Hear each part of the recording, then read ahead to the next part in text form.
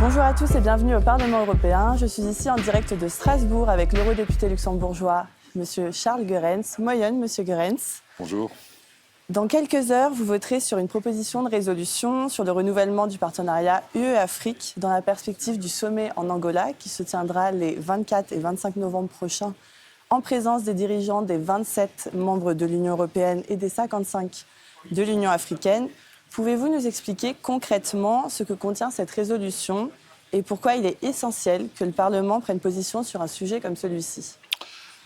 Alors, le Parlement européen est très soucieux de faire avancer la coopération UE-Afrique dans les domaines les plus divers, notamment économiques, politiques, peut-être aussi culturels, et ça sur une toile de fond de concurrence où la Chine s'impose comme jamais auparavant. Aucune autre puissance s'est imposée en Afrique. La même remarque pour la Turquie, la Russie. Alors l'Europe qui reste attachée à ses valeurs, et je souhaite qu'elle le fasse encore à l'avenir, est dans une situation assez difficile. Elle arrive à peine à expliquer le bien fondé de sa démarche. Néanmoins, je crois qu'il faut persévérer. Alors, le Parlement européen a fait une résolution très intelligente en ouvrant des pistes, en explorant de nouvelles pistes pour faire avancer l'Europe en Afrique. Ça passe par le dialogue politique. Ça continue au niveau de la sécurité et de la défense. Bien entendu, tout ce qui a trait au commerce doit être accéléré. Je rappelle au passage que la Chine vient d'annuler les taxes à l'importation de tous les produits africains. L'Union européenne aurait pu le faire avant. Je crois qu'il y a beaucoup d'opportunités qui sont mal utilisées dans cette coopération UE-Afrique. L'Afrique est notre voisin, l'Afrique est notre avenir. Si nous n'avons pas compris cela, ce serait bien dommage pour les deux continents. Merci pour votre réponse.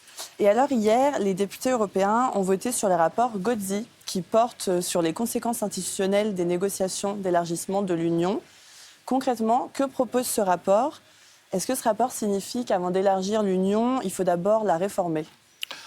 Alors le Parlement européen essaie dans sa majorité de mettre un peu fin à l'insouciance qui marque la plupart de nos États membres en matière d'élargissement. On dit qu'il faut élargir à 28, à 29, à 30, à 35, sans trop se soucier de la manière de fonctionner de l'Union européenne. Si déjà à 27 on ne fonctionne pas très bien, est-ce que ça ira mieux à 35 ? Non, il faut changer quelque chose. C'est la raison pour laquelle, il y a 3 ans déjà, le Parlement européen, dans sa majorité, avait demandé au Conseil, avait invité le Conseil et tous les États membres de l'Union européenne à s'accorder sur une convention européenne dont le but était de préparer une conférence intergouvernementale susceptible de déboucher sur un changement de traité. On n'a pas eu l'audace de lancer cette réflexion, même pas la réflexion. On dit toujours, oui, mais ça ne marchera pas parce qu'il faudra l'unanimité pour changer les traités. Oui, mais il faut lancer une dynamique. Et dans une dynamique, une fois lancée, on peut nourrir l'espoir de voir les plus récalcitrants finalement rejoindre le mainstream. On n'a pas fait ça. Donc je trouve que c'est irresponsable. Je crois que aussi bien l'Union européenne que les États candidats à l'adhésion à l'Union européenne ont un intérêt à se retrouver dans une Union européenne à 30, 32, peut-être 35, qui fonctionne mieux que celle existante à l'heure actuelle, qui fonctionne assez mal à 27. Monsieur le Président, chers collègues, l'Europe, telle une voiture, dispose d'un frein et d'un moteur. Pour lui permettre de suivre sa voie, nous avons intérêt à ce que ces deux fonctions soient conduites avec prévoyance et détermination. Sandro Gozzi nous a évoqué le prix du non-fonctionnement et du recours excessif aux freins. Maintenant, le propriétaire de la voiture Europe s'apprête à augmenter d'1/3 le nombre de ses passagers. Quiconque a une faible idée de ce qui se passe dans le monde en 2025 doit admettre que la dite voiture ne répond plus aux attentes d'une Europe puissance. Elle doit donc passer au garage.